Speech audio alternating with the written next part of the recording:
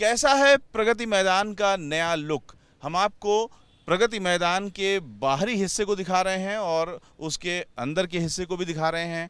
यहाँ पर इस समय हम प्रगति मैदान के ठीक सामने हैं। प्रगति मैदान का ये हिस्सा, यहाँ से सुप्रीम कोर्ट की जो नई बिल्डिंग है उसके ठीक बाद से जो प्रगति मैदान शुरू होता है वो हम आपको दिखा रहे हैं। सुप्रीम कोर्ट की नई बिल्डिंग आपको दिखाई दे रही है और उसे सटी हुई ये लाल बिल्डिंग जो है वो प्रगति मैदान का शुरुआती हिस्सा है। प्रगति मैदान की जो मेट्रो है उससे अगर हम चलें तो सुप्रीम कोर्ट की नई बिल्डिंग आती है और उसके ठीक बाद प्रगति मैदान की जो नई बनी बिल्डिंगें हैं वो शुरू हो जाती हैं।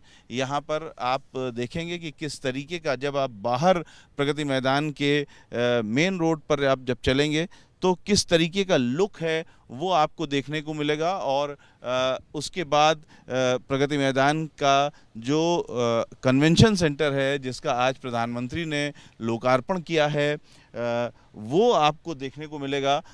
सुबह सुबह प्रधानमंत्री पहुँचे और 10 बजे उन्होंने पूजा किया और पूजा के बाद अब शाम को 6:30 बजे इसका लोकार्पण कर रहे हैं। तो ये जो बिल्डिंग है, इस बिल्डिंग की जो खासियत है वो हम आपको बताएंगे। इस समय कैमरे के सामने आप देख सकते हैं कि पैदल चलने वालों के लिए जो हिस्सा है वो ऐसे कवर करके बनाया गया है ताकि लोग आराम से चल सकें।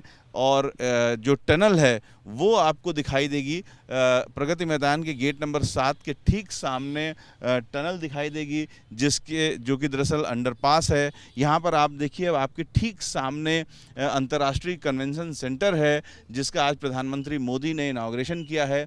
ये है वो कन्वेंशन सेंटर जो कि विश्व के 10 सबसे बड़े कन्वेंशन सेंटर में शुमार हो गया है।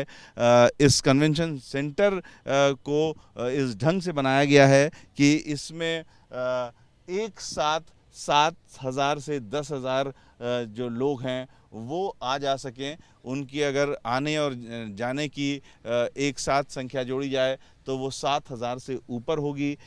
इस पूरे कन्वेंशन सेंटर को दुनिया के 10 सबसे बड़े कन्वेंशन सेंटर में शुमार किया जा रहा है। दरअसल ये पूरा जो प्रगति मैदान है इसकी अगर हम बात करें तो ITPO जो ऑर्गेनाइजेशन है वो इसको गवर्न करता है और इसमें जो रीडेवलपमेंट किया गया है, दरअसल 1956 में ये बनाया गया था जिसकी वजह से जो बिल्डिंगें थी वो पुरानी हो चुकी थी।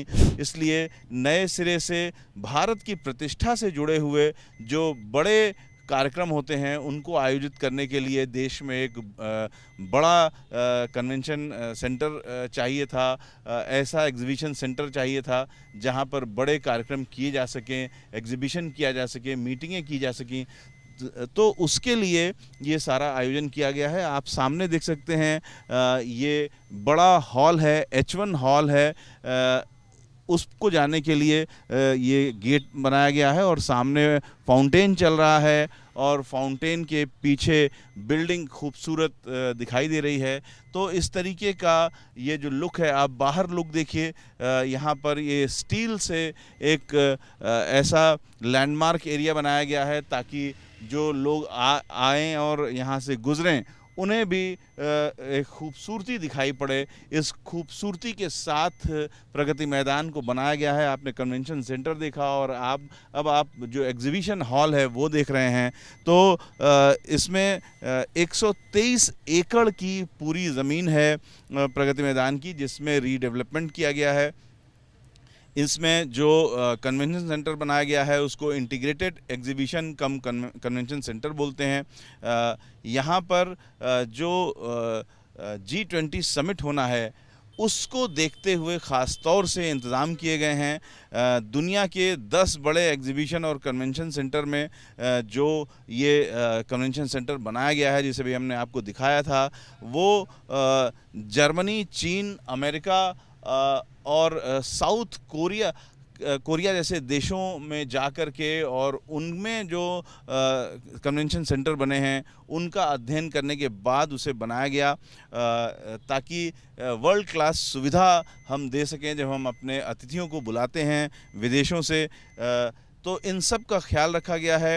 आपको बता दें कि जो ये पूरा रीडेवलपमेंट है वो देश की प्रतिष्ठा से जुड़े हुए जितने बड़े कार्यक्रम होते हैं, मीटिंगें होती हैं, कॉन्फ्रेंस होते हैं, एग्जीबिशन होते हैं, उसको ध्यान में रखते हुए और ग्लोबल टूरिज़्म मार्केट को ध्यान में रखते हुए ये रीडेवलपमेंट किया गया है, ताकि भारत अगर 5 ट्रिलियन इकोनॉमी बनना चाहता है तो उसके लिए बहुत सारी जो व्यापारिक गतिविधियां होंगी उसके लिए एक वर्ल्ड क्लास सुविधाएं होनी चाहिए, वो इस कन्वेंशन सेंटर में दिया गया है।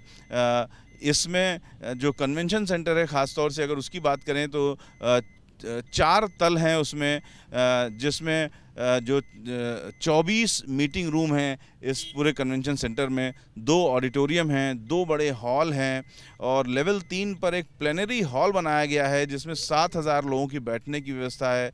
इसे ज़रूरत के अनुसार लकड़ी और प्लास्टर ऑफ पेरिस की अस्थायी दीवारों से बीच में पार्टीशन कर सकते हैं, जिससे इस जो प्लेनरी हॉल है इसके 3 हिस्से हो जाएंगे, यानी 3 बड़े मीटिंग हॉल में ये बदल जाएगा। इस तरीके से इसका अधिक सदुपयोग हो सके इसका भी ख्याल रखा गया है। अब तक दुनिया का सबसे बड़ा plenary hall Sydney opera house को माना जाता था, जिसमें 5500 लोगों के बैठने का इंतज़ाम था, लेकिन अब भारत के प्रगति मैदान में जो प्लेनरी हॉल बना है उसमें 7,000 लोग बैठ सकते हैं। ये भी बता दें कि यहाँ पर एक बड़ा एम्फी थिएटर बनाया गया है मनोरंजन के लिए, थिएटर के लिए, फिल्मों के लिए और तमाम सांस्कृतिक कार्यक्रमों के लिए एक बड़ा एम्फी थिएटर बनाया गया है जिसमें 3,000 लोग एक साथ बैठ सकते हैं। इसकी जो इसका अगर इसको समझना चाहें इसका आकार तो 3 पीवीआर के बराबर ये एम्फी थिएटर है। इसी तरीके से अगर खूबसूरती की अन्य जो चीज़ें इसमें की गई हैं उसकी बात करें तो एक 7,000 स्क्वायर मीटर का एक खूबसूरत तालाब बनाया गया है, जो कि उस तालाब के बीचों बीच में एक स्टेज बनाया गया है। वहाँ पर बहुत सारे परफॉर्मेंसेस हो सकते हैं। म्यूज़िकल फाउंटेन बनाया गया है और म्यूज़िकल फाउंटेन के पास ही लेज़र शो की व्यवस्था की गई है। यहाँ की अगर पार्किंग की बात करें, जैसा कि हम इस समय कुछ हल्के जाम में फंसे हैं, तो ये सारी स्थितियाँ नहीं होंगी जब यहाँ का जो पार्किंग है वो ओपन हो जाएगी। तो उस पार्किंग में करीब 5,000 कारों के रुकने की व्यवस्था की गई है।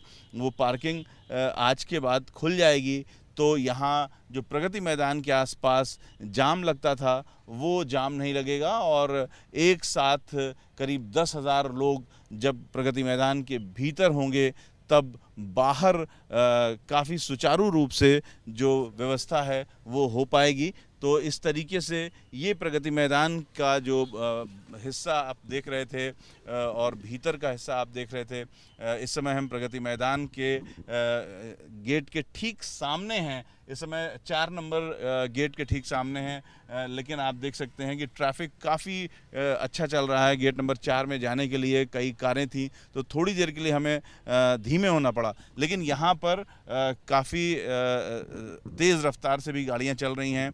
यानी प्रगति मैदान के ठीक सामने जो टनल बनाए गए हैं उस टनल की वजह से और यू टर्न लेने के जो स्थान है वो सब इतना बेहतर सुविधा हो गई है, जिसकी वजह से प्रगति मैदान के सामने अब जो ट्रैफिक है वो काफ़ी ज़्यादा सुचारू हो गया है।